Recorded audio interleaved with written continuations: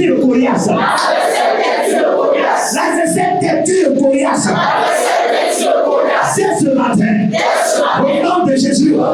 Tu tombes. Tu tombes. Nous allons prendre nos Bibles dans le livre d'Ézéchiel, le chapitre 13, le verset 18 jusqu'au verset 23. Alors, Ézéchiel, le chapitre 13, le verset 18 au verset 23, je lis la parole de Dieu. Tout dit là,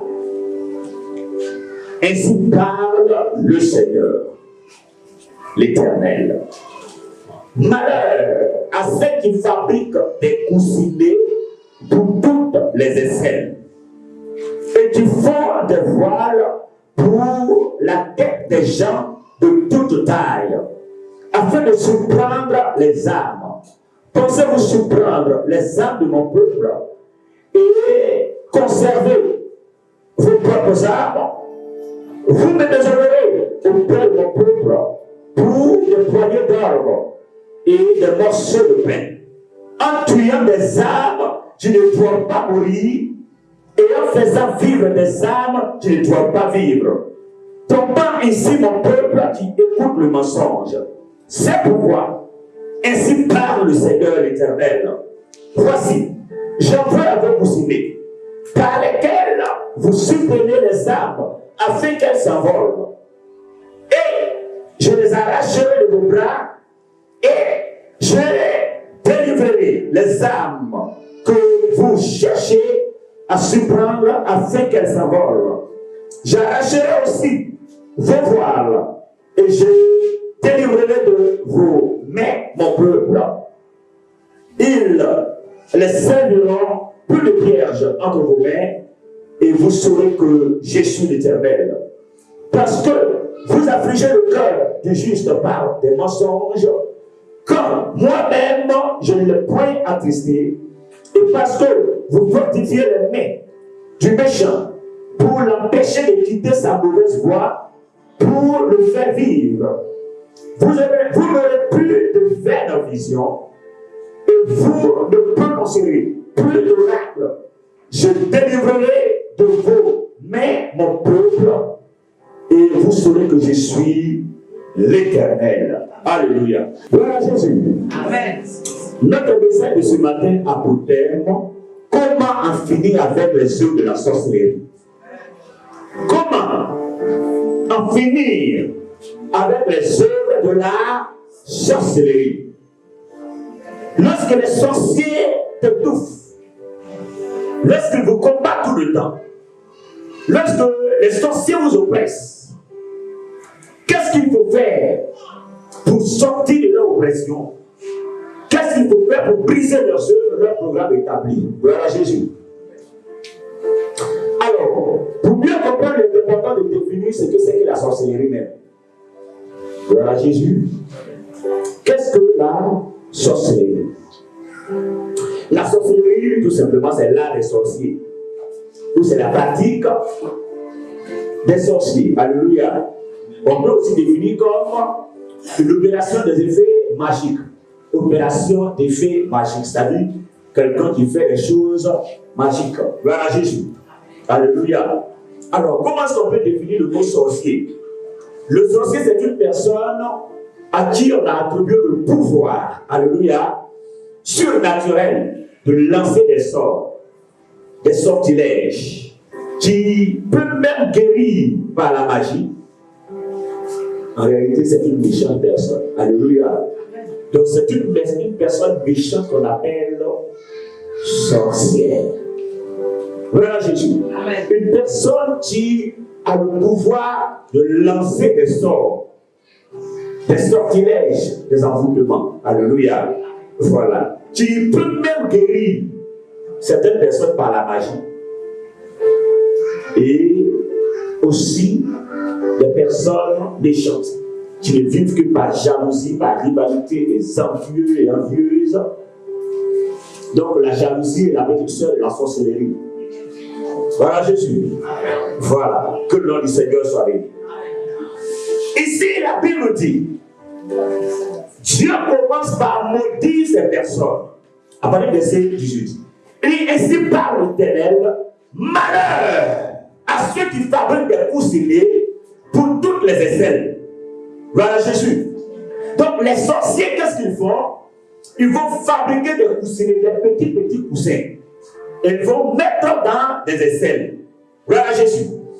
Et ils vont faire des voiles de toute taille. Alléluia. Que la personne soit grande de taille, que la personne soit courte, que la personne soit mince, que la personne soit gros bras, sorcier du gros bras. Voilà Jésus. Donc il fabrique des voiles pour toutes les tailles. Peu importe ta classe, peu importe ta taille, peu importe ta position, la sorcellerie peut fabriquer des voiles pour toi. Et qu'est-ce qu'ils font avec ces voiles? Ils vont voiler ces personnes. Ils vont voiler des personnes. Et lorsqu'ils vont finir de voiler ces personnes, elles sont complètement aveuglées. Alors ces personnes commencent à tâtonner. Elles commencent à marcher aveuglement, puisqu'elles est voilée. Donc c'est pourquoi les personnes qui pratiquent la sorcellerie, tu dois leur parler. Ou du moins ça. Certaines personnes qui sont sous le feu de la sorcellerie, tu vas dire, mais ce que tu fais là, c'est pas bon, il faut arrêter. La personne n'y arrive pas. Tout simplement parce qu'elle n'est pas conduite par elle-même. Elle est complètement voilée. Elle ne fait que tâtonner. Elle ne sait même pas où elle va. Voilà Jésus. Et elle est voilée. Donc la personne fait n'importe quoi. Tu lui dis arrête, arrête. Elle n'arrive pas à arrêter. Tout simplement parce qu'il y a une force surnaturelle, démoniaque, qui conduit la personne, qui l'induit en erreur, qui fait qu'elle n'arrive pas à se retirer des choses qu'elle est en train de commettre. Alléluia. Voilà Jésus. Que le nom du Seigneur soit béni. Mais, le verset 19, la Bible dit, qu'est-ce que les sorciers font? Ils tuent des âmes qui ne doivent pas mourir. Et laisse vivre les âmes qui vont mourir. Alléluia. Est-ce que vous comprenez le verset? Les sorciers tuent des âmes qui ne vont pas mourir. C'est-à-dire que les sorciers tuent des personnes qui ont de la valeur. Des personnes qui ont de la valeur, ce sont ceux-là que les sorciers attaquent.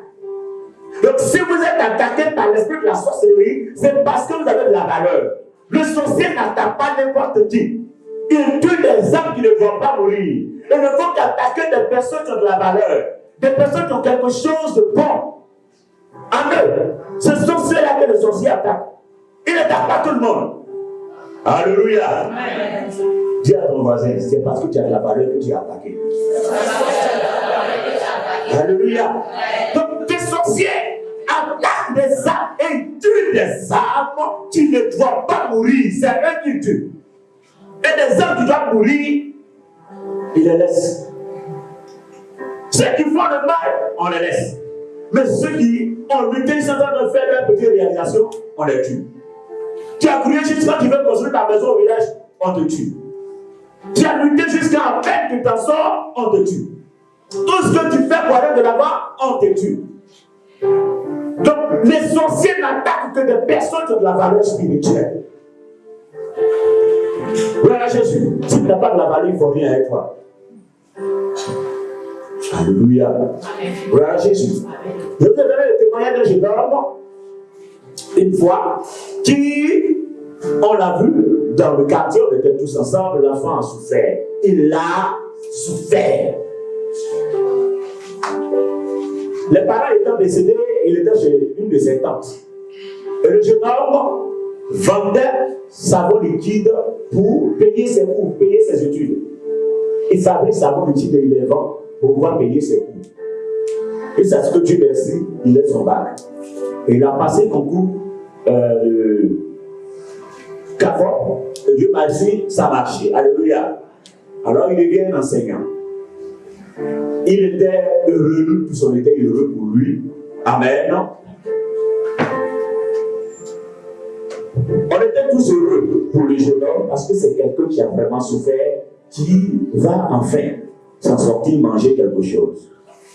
Alors que le jeune homme, Dieu merci, il va avoir son rappel, il va retirer son argent, il était vraiment heureux. il a allé acheter tout de suite une nouvelle moto pour pouvoir faire ses courses. Comme il est en campagne, on l'a envoyé à l'intérieur. Donc, une moto pour pouvoir faire ses courses. Ce qui va se passer, le jeune homme, il a pris sa moto, il était arrêté au bout de la route comme ça, il a vu une connaissance qu'il était en train d'échanger avec cette connaissance. Une voiture qui était de nulle part, venu cogner le jeune homme avec sa moto, il est mort. Sur place. Vous voyez comment la sorcellerie fonctionne? Quelqu'un qui a lutté jusqu'à à peine, il va s'en sortir pour avoir de quoi à manger, on est limite. Toute fois qu'il y a quelque chose de bon qui s'annonce, c'est là que cette personne se lève en train de détruire. Amen. Donc les sorciers n'attaquent pas n'importe qui, ils attaquent des personnes qui ont de la valeur. D'abord la valeur spirituelle, c'est-à-dire qu'il y a des qualités spirituelles en toi. Tu es capable de les déranger si tu arrives à comprendre ce que tu as mis en toi.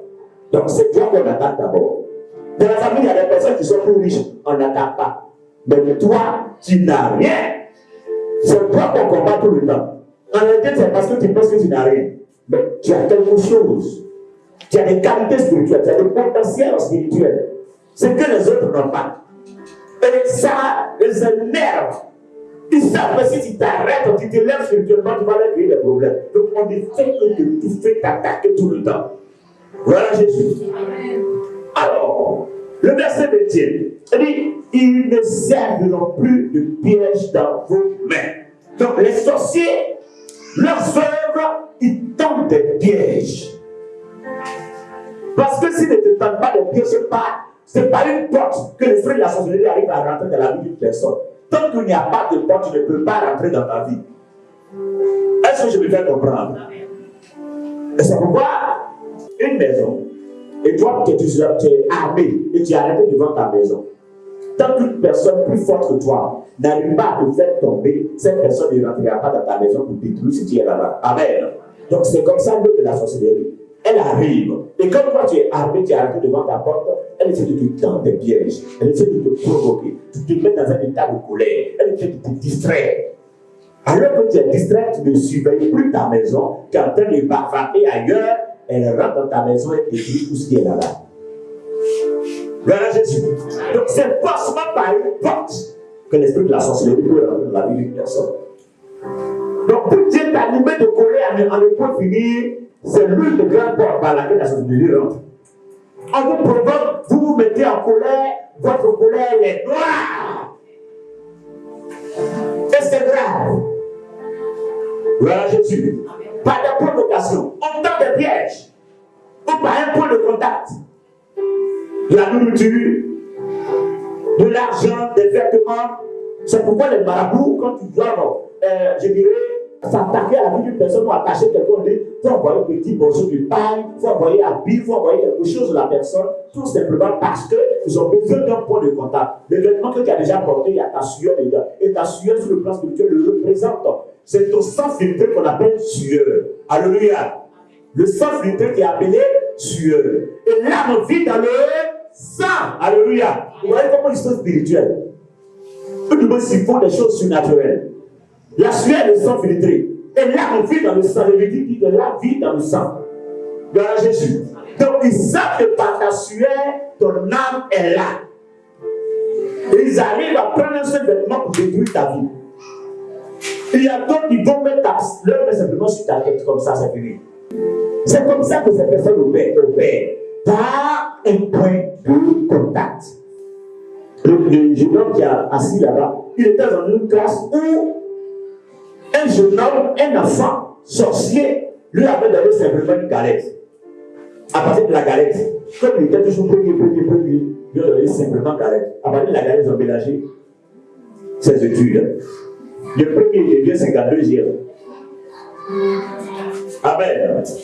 Il a fallu que Dieu révèle qu'il y a un jeune homme dans ta classe, il s'appelle Temps. Tu as donné galette à manger. Comme ça, Marie a dit, il ne faut pas manger, c'est pas des d'accord pour petit, il ne faut pas manger. Tu n'as pas manger. Tu as mangé. Amen. Alors, on va prier et on va plaider pour l'amener dans une autre école. Et l'école où on l'envoie, on dit que ce sont des élèves excellents qui sont là-bas. Alléluia. Donc, vu qu'il soit secondaire, il ne peut pas être dans cet établissement. Donc, les parents ont plaidé, il a été mis là-bas. Là-bas où on dit que les excellents qui sont là-bas, c'est là-bas même il est premier encore. Alléluia. Gloire au Seigneur. Et ce n'est pas des petites moyennes, c'est des moyennes. Si tu fais des moyennes, c'est des moyennes. Voilà Jésus. Donc, si Dieu n'avait pas révélé, on avait dit que l'enfant là, dans 2 jours, il est en train de s'amuser. Il ne veut plus aller à l'école. Nos parents, c'est comme ça. Voilà Jésus. Et pour eux, c'est ça pour faire un concours national. Voilà Jésus. Il a tapé le verre chaque mois. Donc, si Dieu n'avait pas révélé sa vie, il était des trucs comme ça. C'est ça le bien de la sorcellerie. C'est le galette. Voilà Jésus. Bon frérot, à détruire le cerveau de quelqu'un. Jouer à des sorciers. C'est vous qui prenez vos habits pour voir au village tout le temps. Alléluia. Regardez si mon ami là au village. Au village, envoyez-les au village. C'est vos habits vous partagez tout le temps. Par simple habit, on peut vous tuer. Si tu veux donner habit à quelqu'un, achète un habit que tu n'as jamais porté. Va donner à la personne. Tu n'as pas porté, ta sueur n'est pas dedans. Voilà Jésus. Amen. Tu veux donner l'argent à quelqu'un, fais une monnaie. Voilà Jésus. Un petit monnaie, c'est mieux. Tu veux qu'il y ait ta sueur et ta tuteur, c'est un point de contact. Amen, amen. C'est comme ça que le monde spirituel fonctionne. Ce n'est pas du jeu. Que le nom du Seigneur soit béni. Le verset 22, il dit, vous fortifiez les mains du méchant pour l'empêcher de quitter sa mauvaise voie. Et pour le faire vivre. Gloire à Jésus. Vous voyez, donc, il fortifie les mains des personnes méchantes pour les empêcher de quitter leur mauvaise voie. Quelqu'un a dit, il pousse les gens à faire de mauvaises choses, et quand tu viens arrêter, on te fortifie les mains, c'est-à-dire on te donne la force de continuer dans le mal. On ne veut pas que tu arrêtes. On t'envoûte dans la boisson. Quand tu vois boisson, tu trembles. Et tu veux boire. Tu ne fais que boire. On dit, faut arrêter de boire. Quand tu te réveilles le matin, tant que tu n'as pas pris une tournée de coups, tu n'es pas à l'aise. Voilà Jésus. Tout simplement parce qu'on fortifie tes mains dans la boisson. Vous voyez combien de fois ces personnes sont méchantes? Alléluia. On te pousse dans le mal. Tu n'étais pas une mauvaise personne avant. Mais depuis ce que toi, tu ne te reconnais plus. Tu as changé. Tu ne fais que des choses bizarres. Tu ne mentais pas. Maintenant, tu ne mens pas simplement, tu voles. Voilà Jésus. Des choses graves que tu ne faisais pas avant. C'est ça que tu commences à faire. Quelque chose n'a pas marché. Donc c'est comme ça que ces personnes fonctionnent. C'est ça la méchanceté de la sorcellerie. On te donne la force pour continuer à faire le mal. On te donne la force pour que tu continues de faire le mal aux gens. Voilà Jésus. Il y a 3 formes de sorcellerie. La sorcellerie familiale. On appelle ça sorcellerie familiale ou domiciliaire. Il y a la sorcellerie familiale ou domiciliaire. Il y a aussi ce qu'on appelle la sorcellerie générale et internationale ou bien les sectes. Alors, sorcellerie familiale, c'est uniquement au sein de la famille que ça se passe. Si tu n'es pas membre de cette famille, tu ne peux pas toucher à la viande de la personne, tu ne peux pas t'attaquer à la personne. Voilà Jésus. Alors, c'est pourquoi certaines personnes disent, moi, il n'y a pas à manger pour quelqu'un, personne ne va manger pour moi. Ça, c'est avec les sorciers familiales que tu peux parler ça.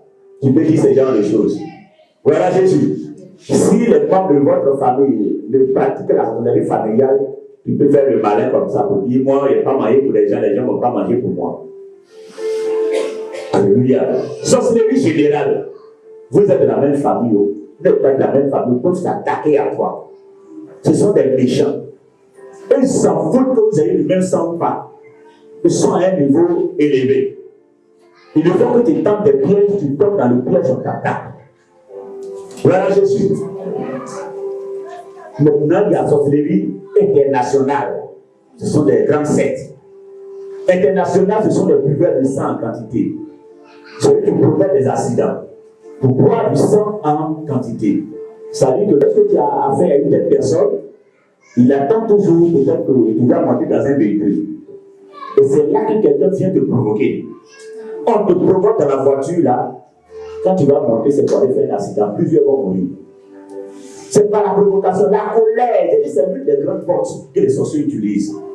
Colère finit pas en droit, tu dis les sorciers. Il ne faut pas te laisser tranquille tant que tu ne laisses pas la colère.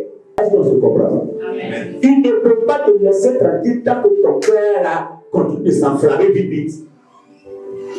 Tu ne peux pas. Parce que c'est leur porte d'entrée. Ils vont toujours te provoquer. Voilà Jésus. Donc, Dieu ne change pas de caractère, tu auras toujours affaire à eux. Parce qu'ils ont une porte où on rentre tout le temps dans ta vie. Voilà Jésus. J'espère que tu ne te choques pas ce matin. Alléluia. Voilà. Donc, c'est cela. Et après la provocation, on rentre dans le véhicule par un accident. La voiture a renversé plusieurs heures. À cause d'une seule personne, toute la voiture tombe de plusieurs heures. Voilà Jésus. Il faut une violence, méchanceté pour pouvoir opérer dans la sorcellerie. Alléluia. Que le nom du Seigneur soit béni. Alors, je disais qu'il y a trois formes de sorcellerie: familiale, générale, internationale ou secte. Et il y a deux types de sorcellerie. Trois formes et deux types. Les deux types, il y a la sorcellerie consciente et la sorcellerie inconsciente. Sorcellerie consciente, la personne sait qu'elle est sorcière. Inconsciente, la personne ne sait pas qu'elle est sorcière. Alléluia. Il y a des personnes qui pratiquent la sorcellerie sans savoir qu'elles sont sorcières. C'est ce qu'on appelle la sorcellerie inconsciente. Amen. Mais comment ça se passe? Alors, la sorcellerie inconsciente, la personne, lorsqu'elle dort, c'est là que ça se passe. Une confrérie, un groupe de personnes viennent te chercher pour t'amener quelque part. Où ils sont en réunion, ils vont partager de la viande, ils vont faire des cérémonies tout le temps, mais des gens viennent te chercher. Souvent, on te poursuit, et quand ils sont proches de toi, tu t'envoles. Et quand tu t'envoles, tu peux même voir des plumages pousser sur toi, parfois. Ou souvent, on te poursuit, tu cours pour aller, quand tu cours pour aller devant, tu ne vas pas plus vite. Mais quand tu commences à aller en arrière, tu vas tellement vite qu'on n'arrive pas à t'attraper. Ou encore, tout le temps, quand tu fais des songes, il y a un seul vêtement sur toi, un seul habit que tu portes tous les jours dans tes rêves. C'est un manteau de sorcellerie. Alléluia. Amen. Amen. Tout le temps, tu es en contact avec des personnes qui partagent la vie, tu te nourris ton âme. Et le plus souvent, tu ne vois même pas leur visage. Mais tu es toujours en contact avec la viande fraîche, la viande fraîche. Voilà Jésus. Amen. Ou souvent, c'est toi qui es mari de nous, mais tu es femme de nous. Donc, voici, ce sont des signes de la sorcellerie. Alors, les sorciers aussi ont leurs collaborateurs. Les collaborateurs, c'est-à-dire des personnes avec lesquelles ils travaillent. Les marabouts travaillent avec les sorciers. Les féticheurs travaillent avec les sorciers. Il n'y a pas de féticheurs, je ne suis pas en train de parler des herboristes. Ils sont différents. Les gens mélangent féticheurs et herboristes. Le féticheur, c'est lui qui prend les feuilles et puis il tue le poulet, il verse son sang. Autour où il tue les moutons, il fait des sacrifices. Ça, c'est un féticheur. L'herboriste, il prend les plantes, il ne fait pas de prières incantatoires, il met dans une marmite. Et puis tu peux bouillir pour boire. Lui, il connaît les plantes. Amen. On ne fait pas de prières incantatoires, on ne fait pas de sacrifice à côté. On ne donne pas 5 francs pour dire il faut donner 5 francs, il faut donner 10 francs. Il n'y a rien de tout ça. Ce qu'on leur dit de donner, c'est-à-dire que le médicament n'est pas cher, on achète ça à 5 francs. 5 francs, ce sont des personnes qui travaillent avec des génies, ce sont des pitons. Voilà. Ça rentre dans la ligne des fétiches. Tout médicament, on te dit c'est 5 francs, c'est 10 francs. En réalité, on te met en contact avec les pitons. Voilà. C'est-à-dire c'est un point de contact, c'est pourquoi ça ne coûte pas cher. C'est une clé. Donc, 5 francs que tu donnes, c'est une clé, c'est un point de contact à partir desquels les génies vont rentrer dans ta vie. Alléluia. Gloire au Seigneur. Et c'est comme ça qu'ils initient des gens, ils amènent des gens dans leur clan, sans que vous n'avez pas compte. Quand vous voyez ça, vous dites c'est moins cher. Comme on est moins cher, lui, ce médicament n'est pas cher, 10 francs. Quand c'est qui n'est pas cher, avec vous, faites attention. Alléluia. Souvent, quand c'est pas cher, faites attention. Que le nom du Seigneur soit béni.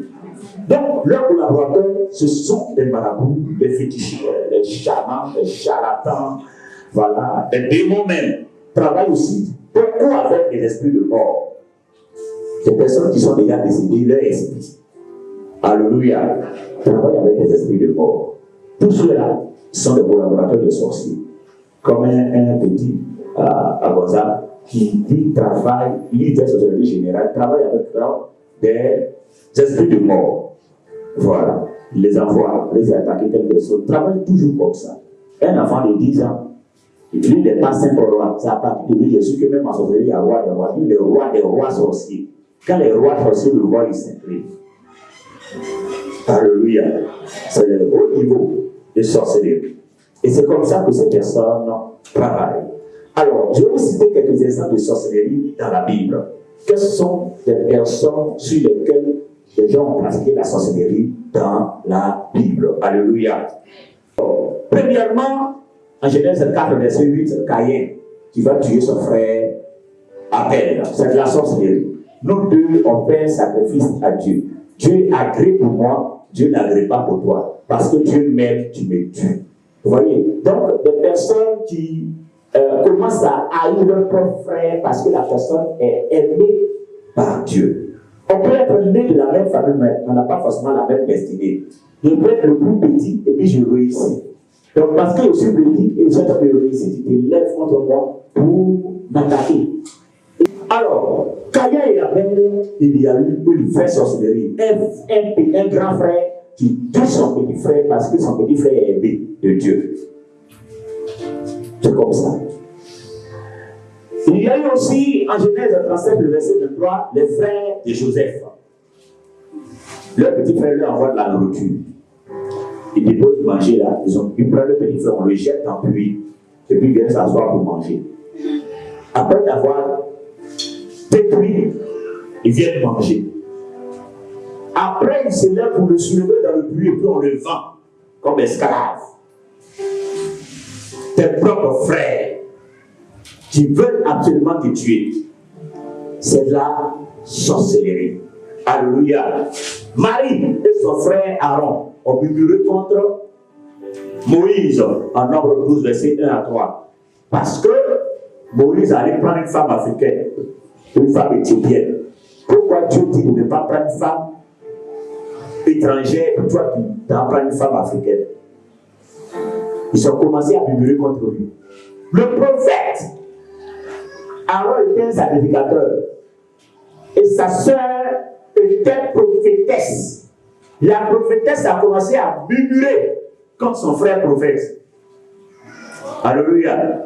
Il peut arriver que l'homme de Dieu même soit sorcier. Amen. Est-ce qu'on comprend ce que je dis? Il peut arriver qu'il y a eu des pasteurs sorciers.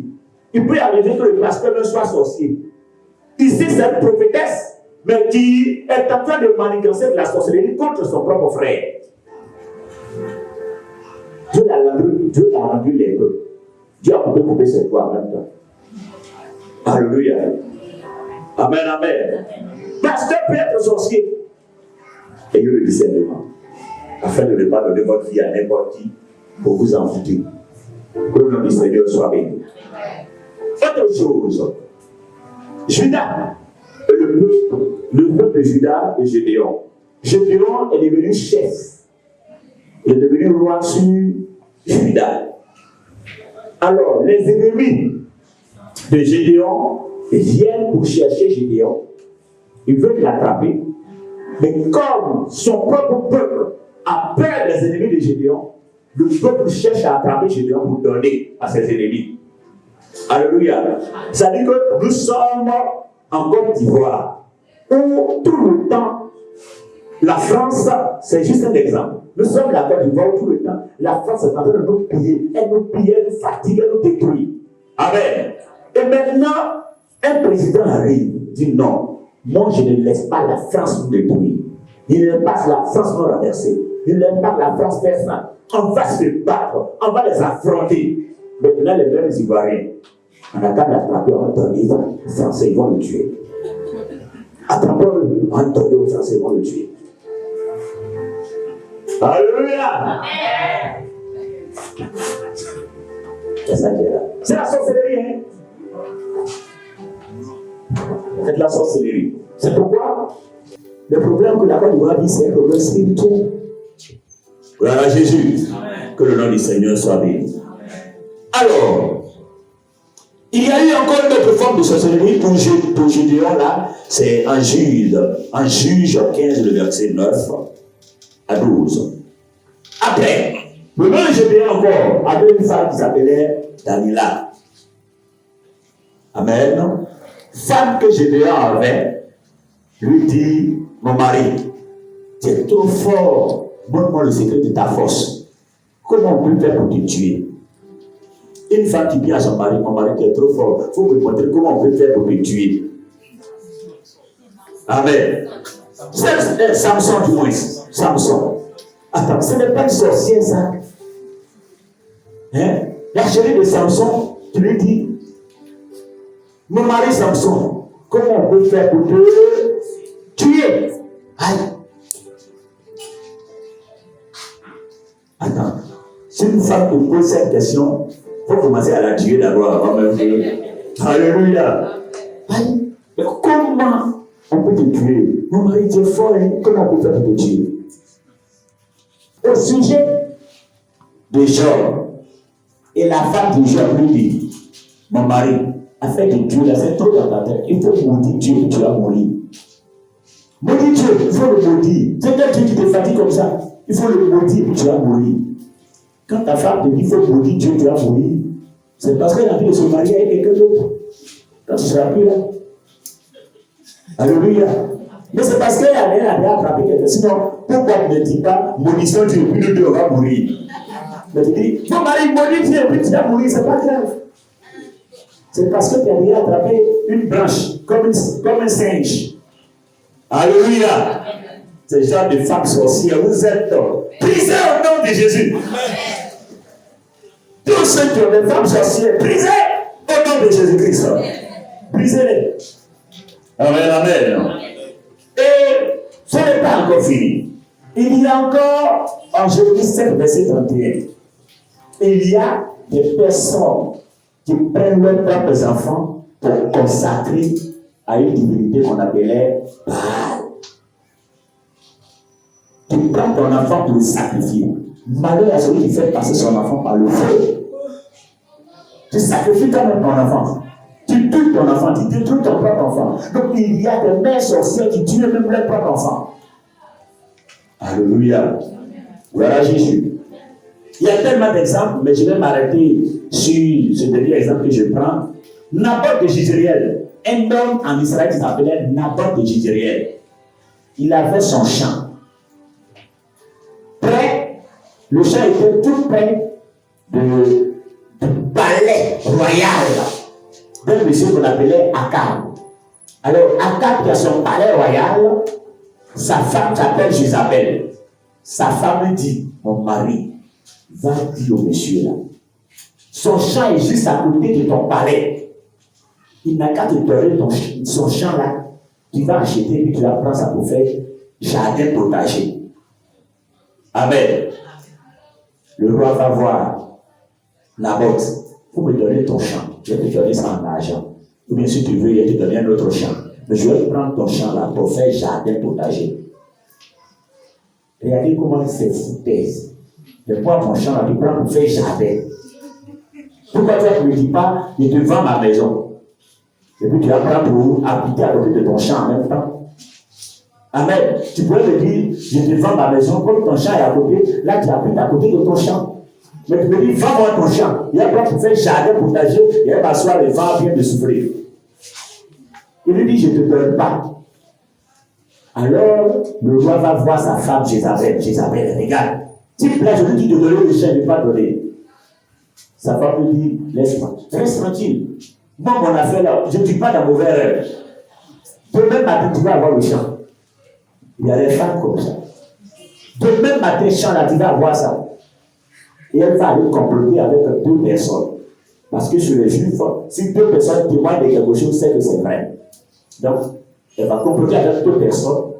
Et ces 2 personnes-là viennent et la sorcière va rassembler tout le village. Ils sont tous rassemblés avec le roi. Et les 2 témoins, les 2 faux gars, les 2 vauriens, les faux types qu'il a envoyés, ils sont assis et ils ont commencé à accuser Naboth pour dire qu'on t'a vu, tu étais en train de maudire le roi. Est-ce que tu maudis le roi, on te tue? C'est leur loi. On t'a vu, tu étais en train de maudire le roi. Dis-moi, dis oui. Le dit oui, tu as maudit, tu as maudit, tu as maudit, tu as maudit. Ils vont attraper le monsieur sans le tuer, puis le roi a pris son champ. Alléluia. Mais Dieu s'est vengé d'eux. Gloire au Seigneur. Donc il y a des gens comme ça. On porte une accusation que c'est quelque chose que tu n'as même pas fait. On t'accuse à tort. Dans l'intention de te détruire. Voilà Jésus. Donc vous voyez comment les sorciers fonctionnent. C'est de la pure méchanceté. Alléluia. Alors, nous voyons déjà comment ces gens-là fonctionnent. Quelle est la solution face à la sorcellerie? La solution, on va lire Matthieu 16, 18. Je lis la parole de Dieu. Et moi, je te dis que tu es bien. Aussi, cette pierre, je bâtirai mon église. Et que les portes du séjour de mort ne pourront point contre elle. Alléluia. Ici, Jésus dit que je vais faire une église. Cette église-là, l'esprit de mort, le pouvoir de la mort, la puissance des ténèbres ne pourront rien contre cette église. Alléluia. Et l'église, c'est vous, c'est moi. Donc, Dieu dit que normalement, une personne que lui, Dieu, lui, Christ, il a bâti, sorcier ne peut rien contre lui. Les esprits de mort ne peuvent rien contre cette personne. Alléluia. Mais c'est par la suite du verset qu'on arrive à comprendre pourquoi Dieu dit ça. Et il dit, à partir du verset 19, je te donnerai les clés du royaume des cieux. Ce que tu liras sur la terre sera lié dans les cieux. Ce que tu délieras sur la terre sera délié dans les cieux. Alléluia. Donc, la raison, ou du moins la cause qui démontre réellement, c'est qui prouve, alléluia, c'est qui prouve réellement qu'on ne pourra rien contre ceux qui sont établis par Dieu, c'est tout simplement le fait qu'il donne les clés du royaume des cieux. Ce n'est pas une clé, ce sont des clés du royaume. Et j'ai dit, la clé, ce n'est pas la clé du royaume, mais des clés du royaume. C'est-à-dire que ce sont des puissances, des pouvoirs que Dieu nous donne afin qu'on utilise comme les puissances des ténèbres, afin que par ce pouvoir que nous allons utiliser, rien ne puisse nuire. Et dit, ce que tu vas délier sur la terre sera délié dans les cieux. Donc c'est à nous de lier, c'est à nous de délier. Ce n'est pas à lui de venir faire pour nous. C'est à nous de lier, c'est à nous de délier. C'est à nous de leur dire, vous, arrêtez-vous. Et puis ils s'arrêtent. Si on ne leur dit pas, c'est mieux au secours, c'est mieux au secours. On va mourir, ils vont nous manger. Amen. En 2019, je vous donne le pouvoir de marcher sur les serpents, sur les scorpions, toute la puissance de l'ennemi. Rien ne pourra vous nuire. Les puissances des ténèbres, et rien ne pourra vous nuire. Donc le pouvoir est entre nos mains. Et c'est à nous de nous lever contre eux. C'est à nous de les renverser. Gloire à Jésus. Alors, les clés du royaume, c'est quelles sont ces clés-là? Alléluia. Alors, les clés de Samuel 5, le verset 17 au verset 20, la Bible parle d'une forteresse de l'Éternel. C'est-à-dire David, on vient lui annoncer que tes ennemis arrivent contre toi. Alléluia. Qu'est-ce que David va faire? Au lieu de se lever et directement aller attaquer les ennemis, il ne se lève pas pour aller attaquer les ennemis. Il va descendre d'abord dans la forteresse. Alléluia. Et la forteresse, c'est quoi? La forteresse, c'est un lieu fortifié. C'est un endroit doté de protection, de défense, qu'on appelle forteresse. Un endroit où on peut se protéger et on peut se défendre, ce qu'on appelle forteresse. Et c'est là-bas que David descend d'abord, avant d'aller faire le combat. Donc, avant que l'on s'élève contre le pouvoir de la sorcellerie, il est important qu'on ait une protection divine. Alléluia. On ne s'élève pas pour aller faire des combats quand on n'est pas protégé. Donc, avant de mener le combat, il faut qu'on soit protégé par la forteresse. Et la forteresse, c'est dit Jésus. En son nom, tout genou fléchit. Donc, le nom de Jésus fait partie des clés du royaume. Après le nom de Jésus-Christ, Apocalypse 12, verset 11, ils l'ont vécu à cause du sang de l'agneau et la parole de notre témoignage. Donc, les anges ont combattu le diable, ils ont vaincu le diable à cause du sang de Jésus. Voici la deuxième clé du royaume. Donc, on prend le sang de Jésus, on prend le nom de Jésus pour aller en guerre. Donc, la troisième clé qu'on doit prendre pour aller en guerre, 1 Corinthiens 4, verset 20, la Bible dit quoi? Car le royaume de Dieu ne consiste pas en parole, mais en puissance. Donc, il faut démontrer la puissance de Dieu. Et cette puissance-là provient de qui? De Dieu. Alléluia. Et nous dit en Zacharie 4, verset 6, ce n'est ni par la force, ni par la puissance, mais c'est par l'esprit. Donc, l'esprit de Dieu. Alléluia. Voici les trois armes qu'il faut utiliser pour vaincre le pouvoir de la sorcellerie. Voilà Jésus. Le royaume de Dieu ne consiste pas en parole, mais en puissance. Il faut démontrer cette puissance que Dieu a mis en toi. Alléluia. Il faut la démontrer. Mais comment est-ce que je peux démontrer cette puissance qu'il a mis en moi? Ça veut dire que j'ai le pouvoir à moi. Je sais que le nom de Jésus est puissant. Je sais que le sang de Jésus est puissant. Je sais que le Saint-Esprit est la puissance de Dieu. Mais comment je peux l'exercer? Alléluia. Alors, pour l'exercer, nous allons prendre Matthieu 17, le verset 18 à 21. Jésus parla sévèrement au démon qui sortit de lui et l'enfant fut guéri à l'heure même. Alléluia. Alors, les disciples s'approchaient de Jésus et lui dirent en particulier, pourquoi n'avons-nous pas pu chasser ce démon? Voilà Jésus. Jésus répond au verset 20. C'est à cause de votre communauté leur dit Jésus. Je vous dis la vérité, si vous aviez de la foi, comme un grain de sénévé ou un grain de moutarde, vous diriez à cette montagne, transporte-toi d'ici là, elle se transporterait, et rien ne vous serait impossible. Je reprends cette phrase. Rien ne vous serait impossible. Je reprends encore. Rien ne vous serait impossible. Alléluia. Voilà. Rien ne vous serait impossible. Donc, Jésus a fait quand il a parlé sévèrement au démon. Et nous devons manifester quoi? De la foi. Donc, la puissance que Dieu nous donne. On fait le foi à cette puissance et on s'élève, on agit avec foi. Hébreux 11:6 dit ça, la foi ne peut être agréable à Dieu. Donc, si tu ne manifestes pas la foi, tu ne peux pas plaire à Dieu. Dieu aime des hommes de foi, des personnes audacieuses, des personnes qui se lancent, des personnes qui combattent, des personnes qui ne jouent pas. Et les sorciers même n'aiment pas ces genres de personnes. Quelqu'un qui peut les déliter, quelqu'un qui peut les renverser. Je vous dis la vérité. Ce que les sorciers ont fait, ce sont des menaces. Ils n'ont pas peur de vous.